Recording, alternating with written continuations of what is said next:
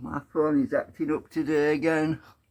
So I was sat there thinking about something, and I keep seeing these videos popping up on my YouTube channel, and Bob Lazar was talking about, well, I haven't actually watched the video, but I've seen his videos before and I've seen his talks before.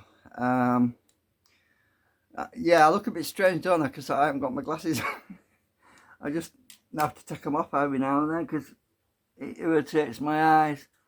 So I thought you might be interested in this little theory. It's maybe not such much a theory.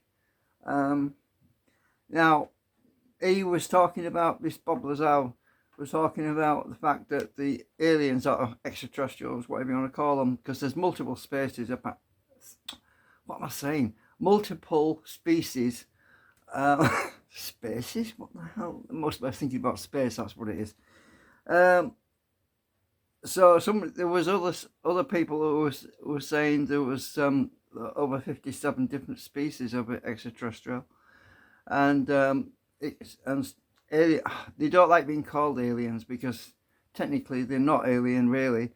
They're just they're related in some way through genetics in some sort, one form or another. Because there were some people that actually said that human beings have actually got some reptilian DNA, which is probably the reason why we've got scaly skin, why we have flakes of skin that come off. That part of it's to do with the way. Anyway, I don't want to get. I'm diverging a bit. So there was this talk that the extraterrestrials never left. They've always been here, and that makes kind of sense really. Because what I wanted to actually talk about was the theories about this, because it popped into my head a bit ago, and it all makes sense to me. The question is, does it make sense to you? We've all heard the stories about abductions and why certain people are abducted. Now, the theory I have on that is that there are some extraterrestrials, specifically the Palladians. They don't generally abduct people though. It's mostly the other species, the Greys, or the enemy basically, or the negative ETs. We're looking for the reincarnations, if you like, of the Palladian soul that enters. Because you can't just come from outer space and come and move here and live on the planet. You can't just do that because there's all kinds of problems to do with immunity to disease, to do with gravitational differences. I mean, if you spent your entire life or existence on another planet and the gravity was different, and it was either too much less gravity or much greater gravity, then the actual physical structure of the body would be completely different based on that gravity and where you came from. So the only logical way that an extraterrestrial being could actually come and live on this planet is to be born on this planet, right? To actually be incarnated here, you know, from the soul perspective. But there's the other aspect of when you're born here, you are born without memory. There's this spiritual aspect of crossing the river, as they call it. It's the river, I think they call it the river of forgetfulness. That could be interpreted as being a stream of some kind. So like consciousness being transferred through a stream of some form or other from one existence to a physical existence. And during that process, a lot of the memory of who you were is kind of lost on the way. It's a bit like trying to upload a JPEG or an image through a very bad connection, and basically by the time it gets there, you're left with a few fragments or something, and you have fragmentations of who you might have been before in a past life, for example. This is why a lot of people who claim to have been reincarnated here, who have lived here before, have got past lives memories of somewhere else. They don't have the full memory of their entire life, or often, in most cases. They have fragmentation, or little pieces, if you like, of where they previously lived. There's a lot of cases of young children. Anyway, I'm diverging again here, but so one of the theories I wanted to talk about was, let's say you're an extraterrestrial and you want to help humanity, and your not motive, um, your purpose to actually help humanity to evolve in a certain direction to fight dark karma or dark forces, whatever you want to call it. Now, you have to basically come here and knowing that by the time you get here, you're going to forget everything. You're going to forget who you were and your purpose, your plan, or whatever the plan was.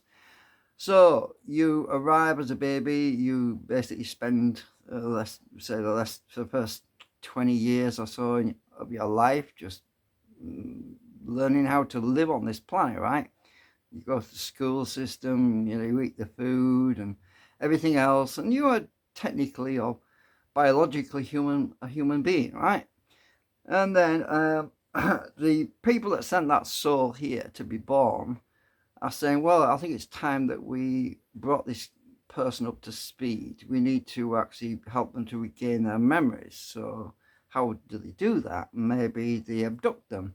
Maybe they come and abduct them and give them a brain scan of some kind to put their memories back so they know who they really are, and so they can go about on their mission. Maybe that's one way of doing it, or maybe they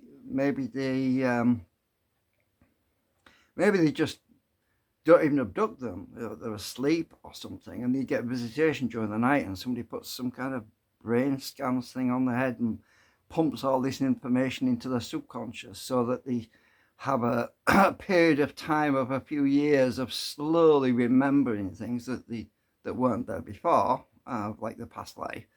So they have this slow realization of what their purpose is, and they have a lifestyle change, and they start to go on a mission to do good, to help the planet, whatever it is. So maybe that's another way that this might happen. And then then obviously there's other darker forces at work as well. They might also have a similar scheme going, and they want to corrupt our planet, and they also have human entities that are not necessarily human, that are sort of darker entities that are walking the earth, evil as we call it. So maybe that's another possibility that so when we have often heard the phrase the devil's brew. Now that is alcohol, basically, that you drink it and it opens up portals in your mind to a darker force, and people that drink a lot, and they can become quite dark and open to dark possessions, and they call some of these walk-ins.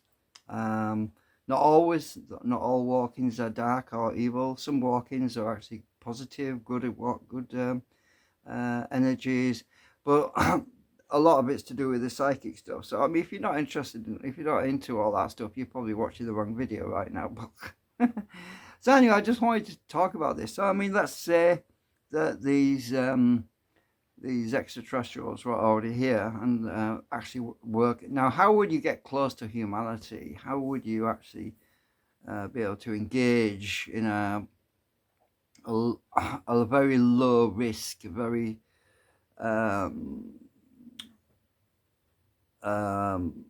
what's the word? A very benign way?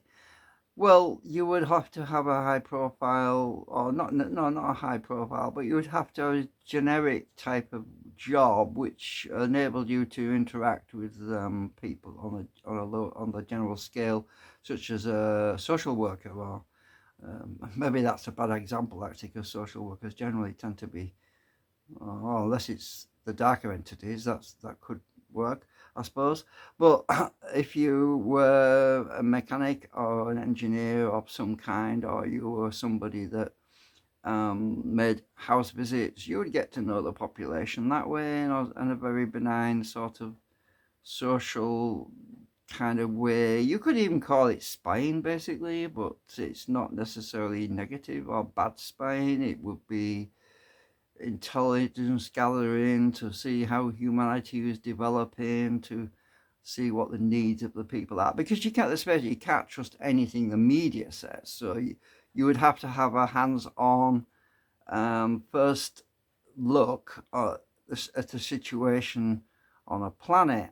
You would need to be somebody that was close to the actual populace rather than somebody that was looking at second-hand or third-hand or fourth-hand information, which is where you get it through the media. So yeah, this is just a theory, an interesting little story that might shed some light on on the way things might be. Because I recently saw, well, when I say recently, it must have been 10, 15 years ago now. I read some articles that was purportedly written by some contactees that said that we wouldn't be invaded as such. Don't expect a flying saucer to land on the White House lawn, or don't expect ships to suddenly start dropping out of the sky and landing in your back garden, because that's not the way they're going to do it, because technically they're already here, which makes sense, because let's face it, while we're all looking up there at the stars and wondering if aliens are going to visit, maybe they're already down here all along. And it just makes you laugh, really, when you think about it. It's kind of funny when you think about it, because I've had some really strange experiences, actually. I think I mentioned it previously. It was during COVID, when COVID first started, when all that first kicked off and everybody was walking around with face masks and everything. And I even made my own 3D printed mask and everything. And I had a few experiences of seeing people that looked out of place. There was this particular woman that looked out of place, and for some reason she said hello to me, and I looked around and I think, yeah, this is not normal, sort of thing. And she looked like she could have been a Palladian even. So I didn't think about it until later on, but yeah, quite possibly.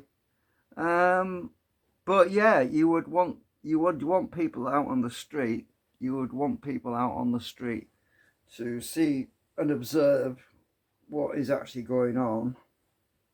And after being eyes, it irritating me again. So that's my colloidal silver, by the way. I have to make some more. I don't know how I managed to use a whole litre in the last 6 months, I think, or maybe 4 months. I need to make some more anyway. So I just thought I'd have a little talk about that, because it's interesting to speculate on these things and sometimes trust your intuition. But I will say, when that lady was stood there on my left hand side, just behind me as I came out the shop door, and said hello to me, it was like, how the hell did she? What's going on here? There's something seriously wrong here. There's two guys stood outside looking at her, like, hey, with their mouth hanging open. It's like they were in a state of hypnosis. That was the strangest part about this experience. It was the fact that there were people stood there in the street, just as if they'd been hypnotized. And that's when she said hello to me as I came out this door, and I looked around, and she just she looked at me like, and with a very straight, smiley sort of face. And I thought, something really strange going on here, but I don't think I want to get part of it, whatever it was. And I had 2 bags of shopping on me at the time, so I just carried on because it were heavy. I couldn't stand around talking or anything for too long because I needed to get home because I wasn't particularly strong. Oh, my battery's charged up. So anyway, so that's how pretty much how I think it would happen, is that they would incarnate here, and then they would have basically communications at some point later on. They would either have some, they'd either be abducted initially, because I think what's happening there with a lot of the abductions that happen that get reported is these people are not the ones that, as it's Star Wars, the famous Star Wars line, this is not the droid we're looking for, you know. So they have to go around looking for the one that's incarnated here, and they're looking for them. And now it's possible, it's also possible that high powered forces have already found these incarnated extraterrestrials and have done something to them. They either stuck them in a mental hospital, or they've corrupted them in some way, and then the extraterrestrials are blindly looking for their soul mate, if you like, that they've put here, and can't find them. So that's another possibility. But in some cases they do find them. And you remember the story, you know the story about, I think it's a religious story, where they used to put these marks on people's doors. I think it's going back to the time of Jesus. They used to mark people's doors. When they were looking for the first son, that story, the first son of, because those usually are the ones, maybe, I don't know. It's speculation, it's theory, it's some of it's intuition, some of it's gut feeling, whatever you want to call it. But yeah, I just thought I'd talk about that because it's just interesting. It kind of makes you think how this is all going to pan out, because we were told that in the media, we've been recently told that well, not the main media, in the media, as in spiritual media and all this that's going around, that there was going to be, well, apart from the big awakening that's happening, that we were going to find the truth to do with extraterrestrials. And we were told about this, that the truth would come out regarding extraterrestrial visitations. And so how is it going to come out? How is it going to manifest itself? Is it going to manifest itself on the media, or is it going to be basically be first-hand experiences? Now, we've already had some first-hand experiences because of the people who have seen the UFOs and have seen the strange. There was a story recently about where there was like an extraterrestrial that was landed down in his car park or somewhere, and got into a digger machine, or what you call it, an excavator of some kind, and he was trying to operate the controls, because they're interested in our technology, you see, because they don't have our technology, obviously. And there were police involved in that. I can't remember whether, I haven't got the link now, I don't know, this is months ago now, so you'd probably come across it at some point if you're into that sort of thing. But the stories like that kind of make you think, or make you realize that there is something going on now that wasn't going on before. It's almost like they've already arrived. So some of them are actually in the ships above, but they're not in human form. Many of those are not in human form. But so yeah, there'll be ones who are not in human form, and then there are some that are in genuine human form, like the Palladian ones. I mean, the Pleiades, they're very much like we are, just almost the same. There are some slight differences in them. I think they're a little bit more evolved. But yeah, so I don't think we need to be afraid of it, because there is a war going on between different races at the moment, and basically we've got people who they've got there's ETs that are trying to protect us basically from the bad guys, and the bad guys are trying to infiltrate, but sometimes the bad guys sneak through. But then we're mainly, I think, our planet is a bit of a curiosity for them, really, more than anything at the moment. We don't really have anything they want. Let's face it, our planet's pretty messed up right now. I don't think anyone would want to come from millions of, or trillions or billions of miles away just to come and live on it, take our planet. No, we've got too much pollution down here, and our atmosphere is not suitable for. As I say, you can't just come here and just live here. You've got to, I suppose, it doesn't make sense that they would want to do that anyway. So, I mean, if you spent your entire life on a ship, that's probably home to you. So, yeah, it just makes you wonder though, because so I don't know what else to say really right now, because my mind's going drifting off into all these other areas that are just so frigging deep. I don't even want to go there, to be honest with you, because there's too much negativity out there, you know, all these different theories. But there's a lot of positive theories. Even those are so deep and difficult to get into. My video will be too long, so I need to put my glasses back on. I can't see how long I've been waffling now. 21 minutes. Oh my god, 22 nearly. So yeah, it's just a little rant about things, and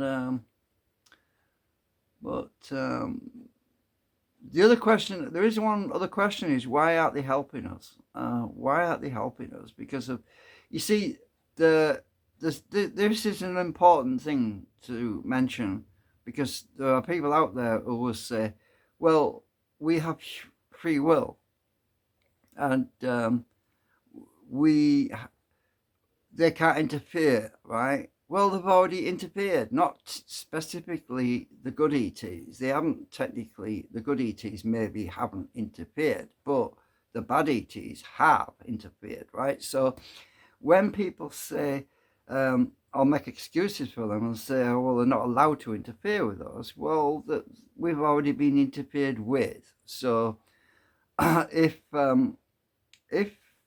there's complicity in the benign or good extraterrestrials standing back and saying we're not allowed to intervene, well, if they allow dark forces to actually interfere with us, then they've already allowed intervention, right?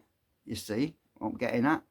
So if you're complicit in allowing some extraterrestrials, bad extraterrestrials, to interfere with our planet and in our evolution, if you allow that to happen and you knowingly know it's happening, then in theory you have been complicit or in allowing it to happen, which means you haven't interfered in preventing it. So therefore you are guilty of interfering in a proxy method, because if you are able to stop something from happening and you don't stop it from happening, and then you say it's basically our problem, which is what basically the line of the